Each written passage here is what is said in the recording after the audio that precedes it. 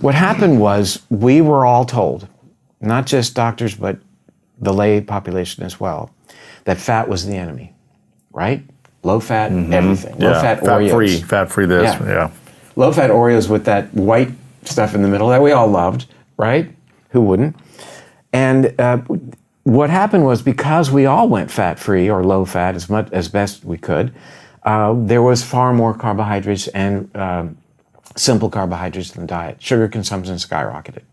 So between 1970 and 1990, fructose consumption went up 1,000%. Now, fructose was looked upon as being a safer sugar than table sugar per se, or certainly than glucose, because fructose in its metabolism doesn't require insulin, doesn't mess with the insulin issue. So it was looked upon, it was even recommended by the American Diabetes Association. And yet, fructose consumption directly leads to insulin resistance. That's the harbinger for future diabetes. So it is about the worst sugar we could be consuming. And yet we're consuming it, left, right, and center these days. Wait a minute, so the American Diabetes Association, is that what you said? They said fructose. They recommended that fructose was a way to prevent type 2 diabetes? No, that if you needed a sweetener, fructose is a better choice. In other words, high fructose corn syrup, which is 55% fructose and only 42% glucose, because glucose was the problem, right? Your blood glucose goes up with diabetes, so we've got to limit that, eat more fructose. Bad idea, bad recommendation. So our government to this day supports the growth of corn to make fructose to the tune of $500 billion a year. And our USDA food nutrition recommendations that are issued every 5 years have continued to say, when they were just released last year, that we can get up to 10% of our calories per day from sugar, despite the fact that over 99% of the scientists who weighed in and gave the USDA information said that's way too much. So I wrote, along with another doctor, an open letter in MedPage to President Biden saying, look, that's not what the science is telling us. It's going to break the bank to take care of these people with the obesity, the diabetes, the hypertension, the dyslipidemia, and all the downstream issues, the coronary artery disease, the Alzheimer's, the cancer, and again, type 2 diabetes, that are the consequences of these dietary recommendations. We've got to rein in our sugar consumption, and we all have a sweet tooth. And it's good business to sell a lot of sugar. Close to 70% of the prepackaged, the labeled foods, or the ones that carry a barcode, of the 2 million foods sold in America's grocery stores have added sweetener. And by and large, it's high fructose corn syrup. It's super sweet, and it's really cheap. Tastes good, it's cheap, all these things. Tastes great and less filling. And it is. It's less filling. It doesn't... Which means you keep eating more and more of it to fill yourself up. So fructose, as a survival mechanism for our ancestors, didn't tell them to stop eating. In fact, it played with this satiety hormone called leptin and blocked how leptin works in the brain. So we would eat and then want to eat some more and then keep eating. And that would help us store fat. You bet, we would survive. But now it's making us sick. It's very much making us sick. Need motivation? Watch your top 10 with Believe Nation. Hey, it's Evan Carmichael, and I make these videos because you are probably the most ambitious person in your circle, but you know you're capable of more. And you get that push by surrounding yourself with the best. So today, let's learn from one of the best, David Perlmutter, and my take on his top 10 rules of success. Enjoy. Rule number 2, exercise. Physical exercise changes your gene expression. You are able to change the expression of this previously thought to be immutable life code for the better and lead to the expression of what we call a trophic hormone or growth hormone for the brain, BDNF, brain-derived neurotrophic factor. There are many things you could do to amp up BDNF. You can use turmeric in your cooking, take a DHA supplement, even CBD has been demonstrated recently to increase BDNF. But the most important thing you need to buy to improve your BDNF is a new pair of running shoes, because aerobic exercise is able to manipulate the expression of his BDNF. Why is that? Specifically aerobic. Well, to a lesser degree, resistance exercise as well. But I'm simply telling people 20 minutes a day, 5 days a week, hopefully more, at a heart rate value of 180 minus your age. As a target, of course, consult your healthcare practitioner. But what a powerful way to reduce your risk for dementia. How can I connect those dots and make that statement to you as we sit here? Well, the Journal of the American Medical Association has wonderfully correlated baseline BDNF levels with future risk for dementia. You want to have more of this chemical. That does two important things. It increases the growth of new brain cells in your brain's memory center, which is a powerful target for Alzheimer's. And it also increases the connection of brain cells one to the other, a process called neuroplasticity, that we can actually allow our brains to take advantage of the experiences that we then choose to pursue to build a better brain. And that is the BDNF a building block of that? Or no, it is not. It's a signaling molecule. It is a signaling molecule. I mean, our brain cells want to connect to each other. And our lifestyle choices that are highly stressful, that are deprived of restorative sleep, that are higher in sugar in terms of diet, that are overall stressful, increase cortisol, for example, that inhibits the growth of new brain cells, actually compromises our brain cell population in the very areas that we need them most, like the memory center, the hippocampus. So we can reverse that. We can tip the scales in our favor and say, I'm not going to continue losing brain cells. I'm actually going to repopulate my memory center with new brain cells. That study was done out here at UCLA in collaboration with researchers at University of Pittsburgh, led by a Dr. Erickson, demonstrating two groups of people, 100 people in each group. One group stretched for a period of a year. The other group was involved in aerobics. They found that those who stretched had lower levels of BDNF, declining memory function, and shrinkage on very sophisticated brain scans in terms of their hippocampus size, which is the... Let's pause there, because I want to walk through this and make sure that I understand. This is incredible and potentially very useful, but I want to make sure that I understand the sequence of events. Right. Okay, so first of all, does BDNF trigger the regrowth of brain cells across the brain or just the hippocampus? No. Good point. We used to say the brain doesn't grow new brain cells. End of story, right? I mean, you're probably too young to know that. No, that's what I was taught. When I was in medical school, 1000%. we were told that your brain maxes out at about age 18, then every beer you drink after that, it's 40,000 brain cells or whatever the magic number was. For whatever reason, I don't remember that. But how incredible that in your 90s, you were still growing new brain cells. You have this gift of regrowth, of neurogenesis. It's a choice you can make.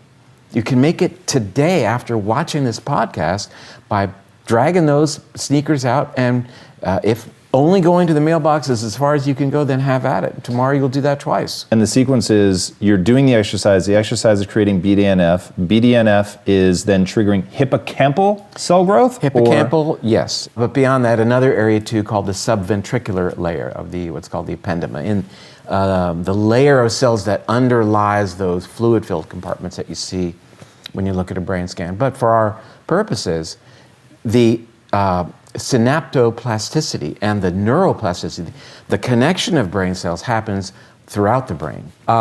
We also depend on a process called synaptic pruning. What does that mean?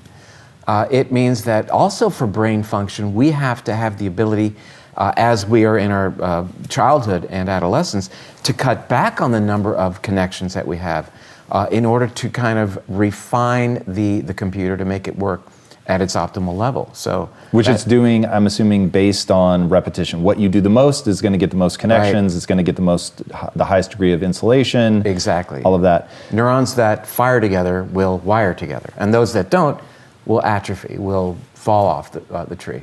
Rule number 3, drink coffee. Coffee is rich in polyphenols, which in and of themselves are antioxidant, but beyond that, that nurtures the gut bacteria as well.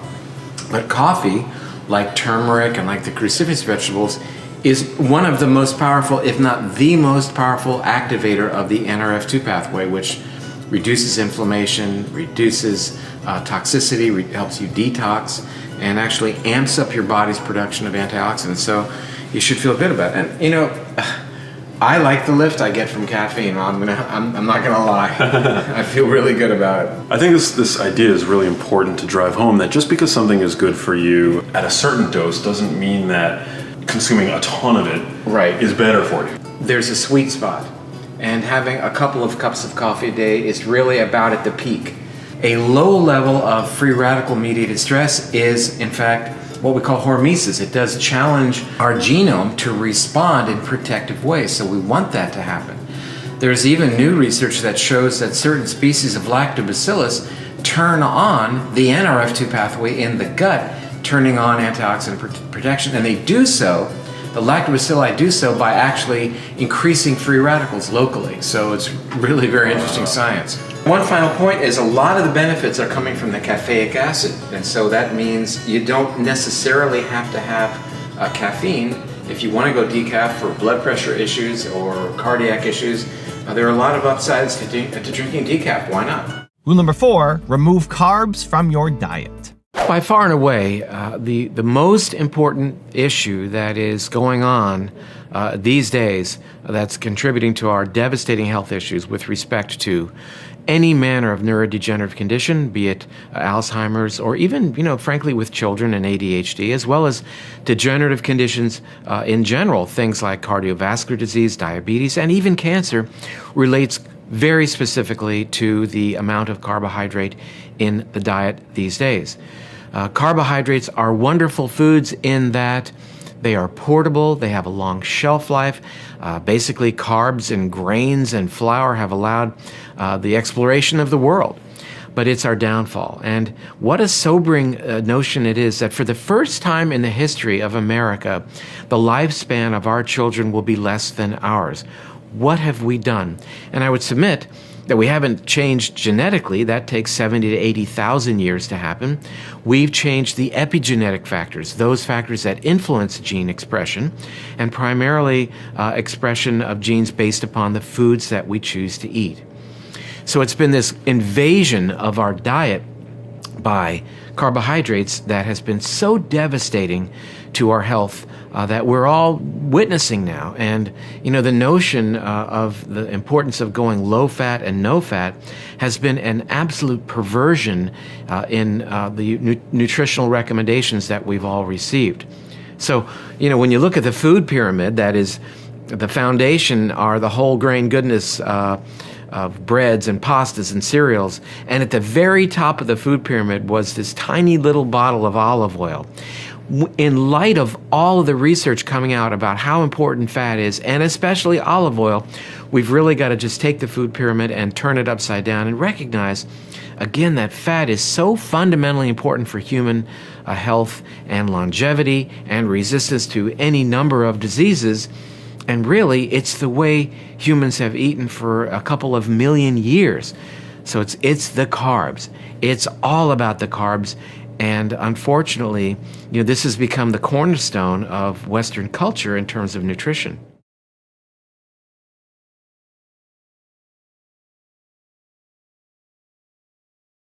So we fully understand that humans have an absolute requirement for a certain amount of fat in the diet. Otherwise, we'll have health consequences, which we are seeing now as a consequence not only of the perversion of the fats, the changes that have occurred in the fats, but also this low-fat, no-fat doctrine that so many people have adopted.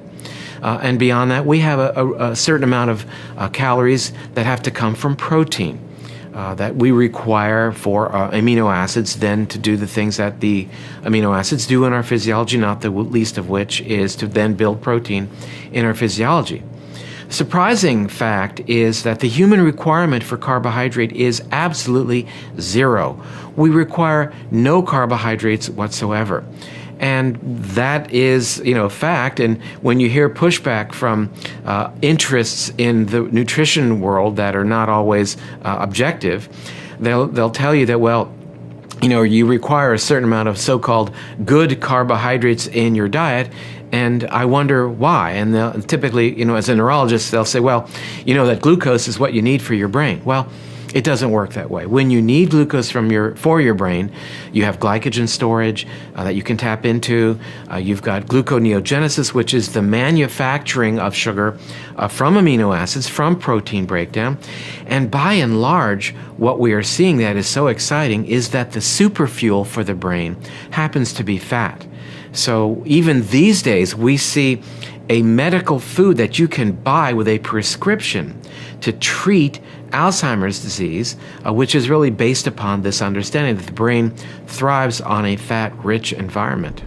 Also, to make sure you're actually taking action after watching this video, I've designed a special free worksheet just for this video. The worksheet will highlight all of the lessons learned in this video, as well as pull out our 3 favorite learnings and quotes that will inspire you to actually do something. The worksheet will also give you space to write down what your key takeaways are and your specific plan of action to make sure you're getting results. If you want the worksheet designed specifically for this video, absolutely for free, there's a link in the description below. Go click on it and start building the momentum in your life and your business. I'll see you there.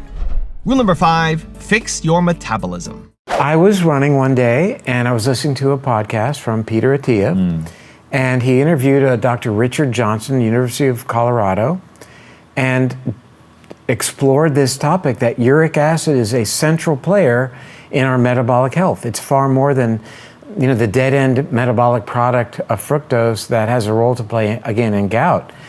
And for me, everything's about metabolism, because when we're deranged in our metabolic lives, it sets the stage for all the bad things you don't want to get. Alzheimer's, heart disease, diabetes, obesity, cancer.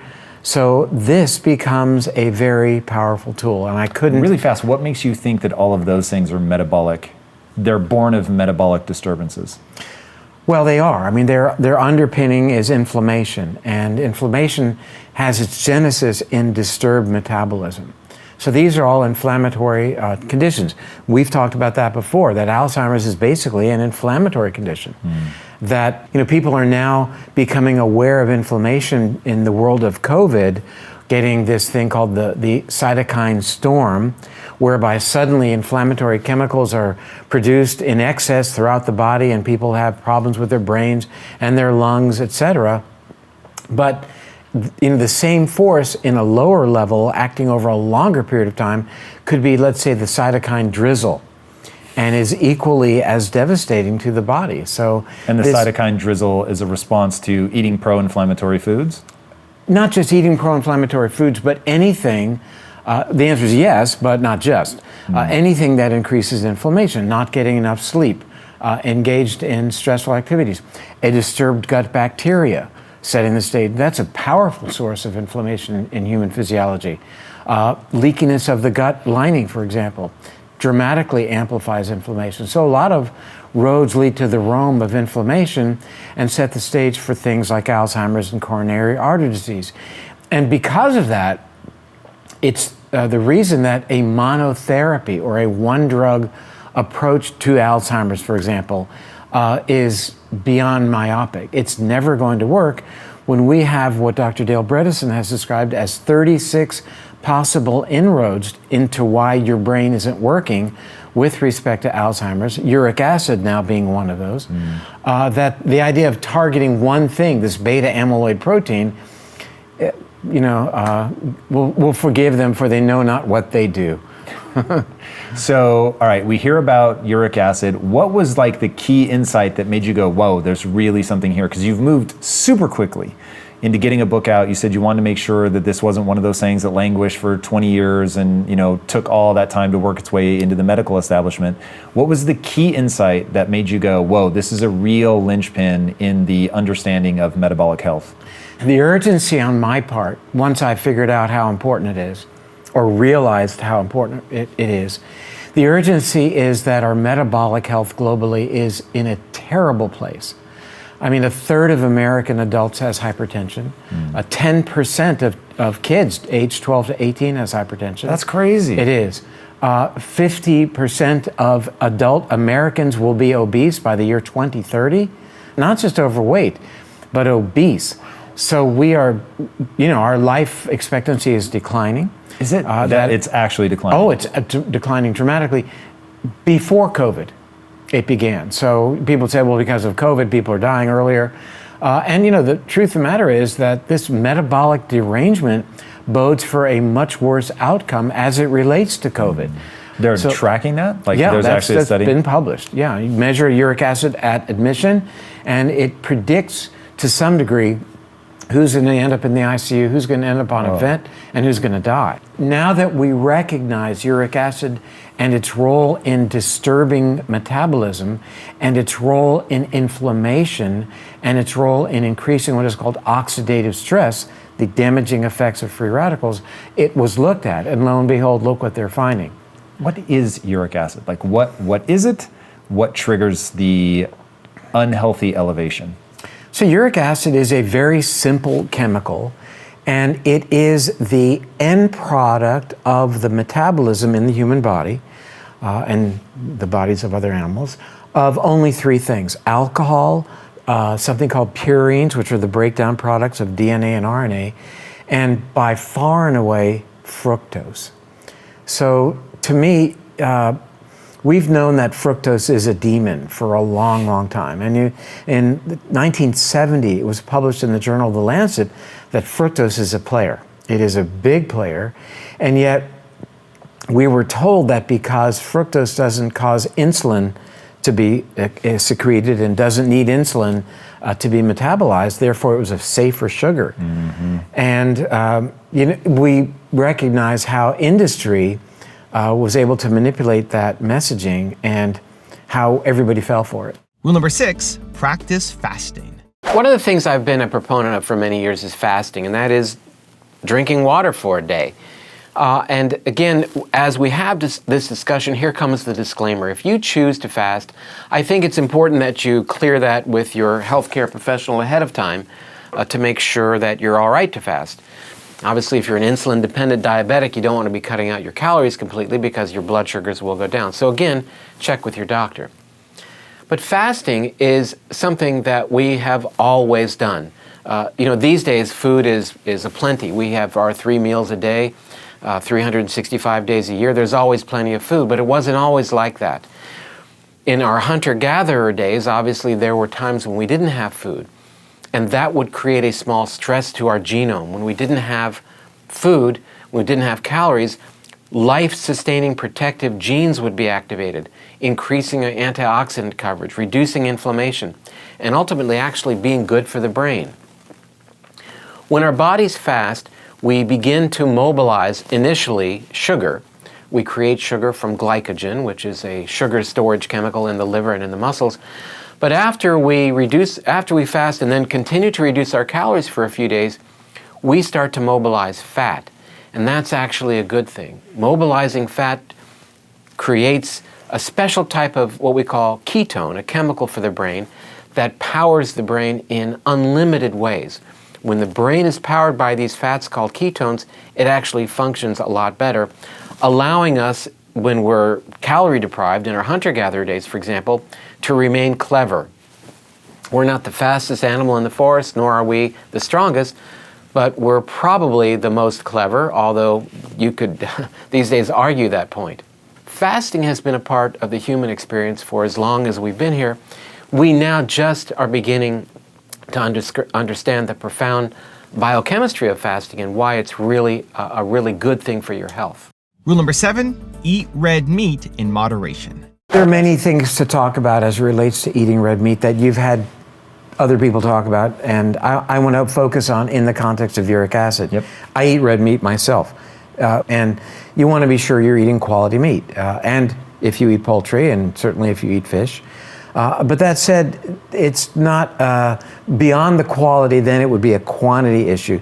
Now you may, through your metabolism, be able to tolerate more red meat or other animal products, but you would want to know your uric acid level. So it's as you would know how much you could tolerate in terms of carbs by virtue of using your continuous glucose monitor.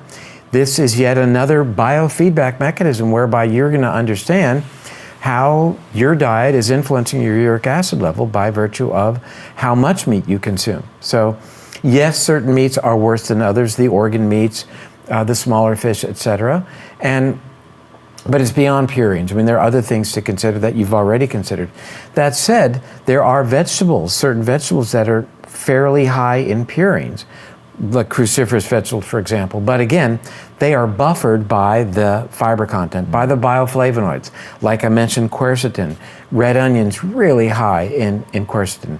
A great food, onions and the cruciferous, to help lower uric acid, and the vitamin C part of that equation as well. So how do those lower uric acid? Well, the vitamin C does so because it enhances uric acid excretion from the kidney. The quercetin and other bioflavonoids act like the uric acid lowering drug. They act like the allopurinol, the final enzyme, the xanthine oxidase, if you will, that is involved in creating the uric acid.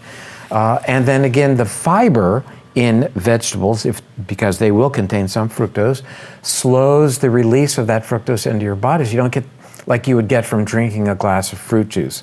Bad idea. Rule number 8, improve your sleep quality. The easy way out seems to be that you just tell your doctor, gee, I'm not sleeping well, and he or she would then write you a prescription for a sleep drug. That's pretty much the way of the world these days, and in reality, that idea is flawed on 2 counts. First, the depth and restorative ability of the sleep that you get on a drug is definitely not what it would be if it were natural sleep. That is, you're not really getting into the deeper levels of stage 3 and 4 sleep that are so restorative, giving you back that good brain chemistry so that the next day you're on the ball and ready to function. And the second thing is, we clearly know that many of the medicines used will remain in your system for a lot longer than just the nighttime that you think that they're helping you. We've seen new reports of many of the most popular so-called sleep aids actually compromising a person's function the next morning and well into the next day. So what can you do to help yourself sleep? Well, you want to avoid drinking caffeine any later than, let's say, noontime. Caffeine can actually remain active in your system for a lot longer than you think. Exercise is very, very helpful. One of the first things we recommend for people in terms of helping them feel tired at night and get to sleep. But it's good to keep in mind that you shouldn't exercise in the evening. A lot of people say, well, that's the only free time I have. And what I say to them is, let's look at this a different way. Let's do the exercise on the front end early in the morning, and that way when you get home in the evening, you can, instead of exercising in the evening, you can go to sleep a little bit earlier. Exercise is exciting, no matter how you slice it, generally, and it should be. But doing something like that late in the evening can tend to keep you from having the ability to go to sleep. And finally, I think it's a good thing to have a discussion with your physician about the various medications that you may be taking. Many medications actually can interrupt sleep and are oftentimes better taken in the morning. It's a good discussion to have with your doctor. Rule number 9, keep track of your metrics. And I think what's really surprising is the misconception that, being so-called in shape, having the right, being not overweight, that you're free to eat whatever you want and everything's going to be just fine. And nothing is further from the truth, because we see plenty of individuals who look great, whose body mass index is in the normal range, who don't have excessive body fat, and yet they're already in trouble, and they don't know it, because their diets are such that they are already changing their proteins by having too much sugar in the bloodstream. They're already developing a fatty liver because they're eating a lot of fructose, for example. So we're all over looking at certain laboratory studies that are very predictive in determining risk for developing diabetes and how far along on the continuum a person may already be. And we surprise a lot of our patients when their laboratory studies come back and indicate, for example, that their A1C, which is a measurement of their average blood sugar, might be 5.7, 5.8. Now, that may raise some eyebrows because people say, gee, that's my A1C, and my doctor said it's fine. It's not fine. You're already in the second highest category for developing brain shrinkage at those levels. We need to drive the average blood sugar down to a level of around 5 to 5.2, maybe even 4.8. The next metric that is really important is blood sugar. Again, people get a pat on the back when their blood sugar is 100 to 105. We now know, based upon well-respected current literature, that those levels are not satisfactory. While they may be average, average represents what's common. They're anything but optimal. And let me throw one more metric into the list of things people should consider asking their doctors for, and that is a fasting insulin level. And let me take a step back. When you consume glucose, consume sugars, or consume even complex carbohydrates that your body then breaks down into glucose, blood sugar rises, your pancreas secretes insulin to help get rid of the sugar, drive it into the cells. Well, what happens is after you've challenged your pancreas enough over the years, you need to secrete, your pancreas will secrete higher and higher levels of insulin because the signal of insulin to drive it into the cells, drive sugar into the cells, becomes less effective, and you become early stage what we call insulin resistant. And this is the harbinger for actually becoming a diabetic. Now, you won't know that you're on that scale until you have a fasting insulin level checked. Now, normally, if you look at the lab, they'll say, well, a normal fasting insulin level is up to 26 nanograms per milliliter. If your fasting insulin level is that high, you're already in deep trouble. You should have a fasting insulin level ideally less than 2, but 4, 6, or maybe 8 are levels that would indicate you're in fairly good control. So that predicts where you're going to go in the future. And oftentimes people come in, they're going to the gym, they're eating their carbs because they're able to, they think, work them off. But this whole feed-forward process of increasing insulin and ultimately leading to insulin resistance is already well underway, and you won't know it until you get those laboratory studies, and then a lot of people become surprised, and it's good because they become fearful, and then we're able to have this conversation, say, look, you're already on your way to trouble. The time to act, the time to fix the roof is now when the sun is shining.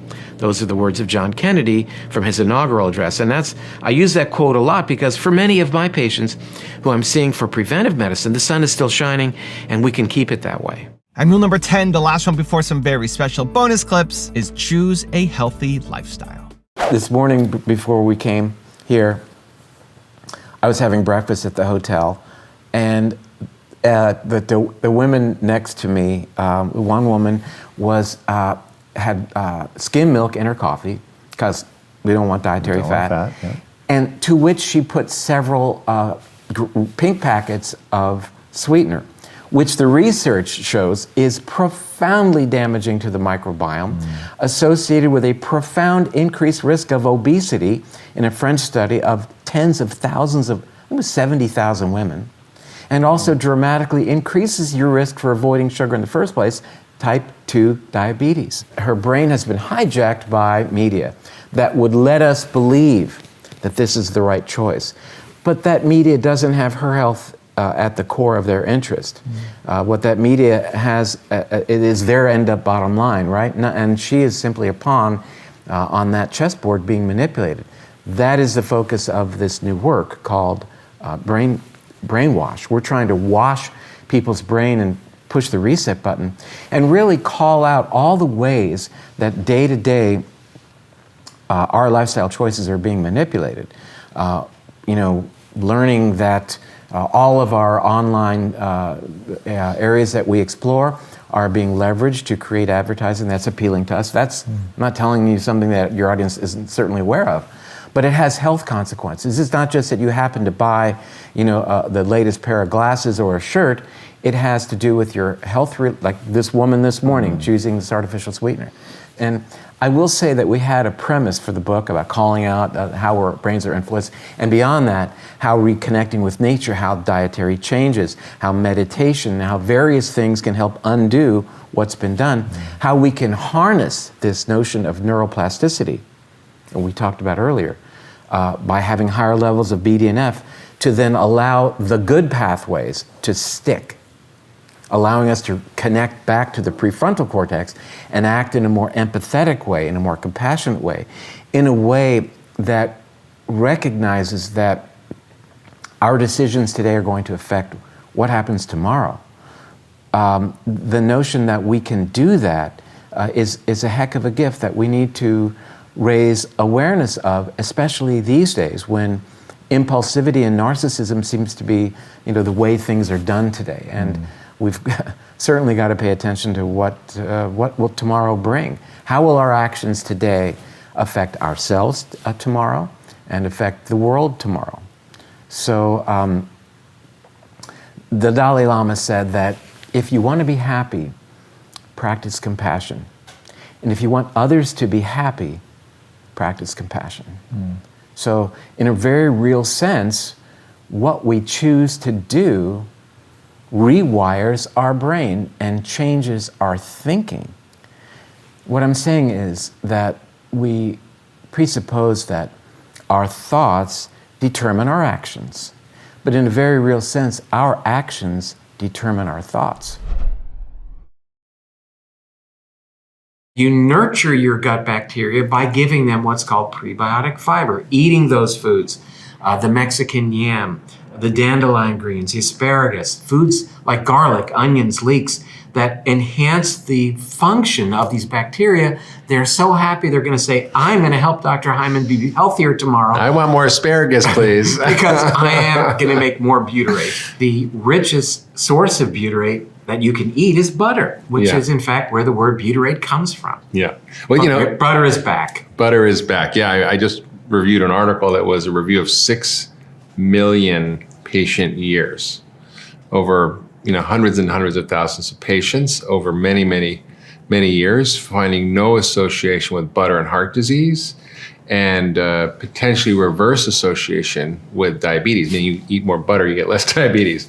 Old habits die hard. I was on a nutritional panel, and I think you may have been on it in New York a year or two ago. Yeah. And there was another individual who just, it was all about how butter will kill you. It'll make your children born naked or some terrible thing. And that it will. And low fat, and it's the way to go. And hey, I'm all for listening to other people's opinions, but let's look, like you say, at what is the research telling us. The research is telling us that sugar, for example, isn't necessarily a good thing. Well, you need sugar to help the medicine go down, but sugar will destroy your brain, and it does so through its effects on the gut bacteria. Yeah.